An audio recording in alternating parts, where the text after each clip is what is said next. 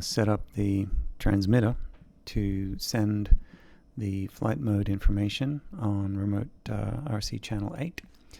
We're going to go into Ardupilot and set up the flight modes so that our flight controller, then in this case the pixhawk4, is going to switch at the same time that the switches on the transmitter get changed.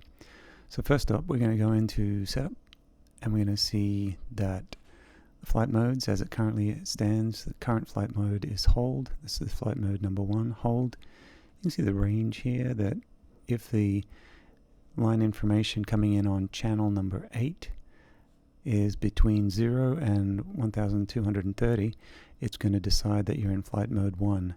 And remember, in the configuration of the transmitter, we set flight mode 1 to be at the minus 100% of range, which is going to put it in that there. It's currently at 1099. We could go into the radio calibration and have a look at channel 8 here and see where it's 1099, but you can get that same information right here from the flight modes, so you can just look at it right there.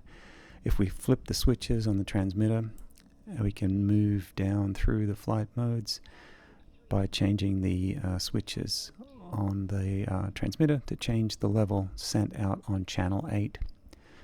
You got 6 flight modes to play with here, and you just go ahead and assign them to whatever you want each one of them to be. I wanted my flight mode 1 to be hold, so that means that the motors are disconnected and they're not going to move anywhere.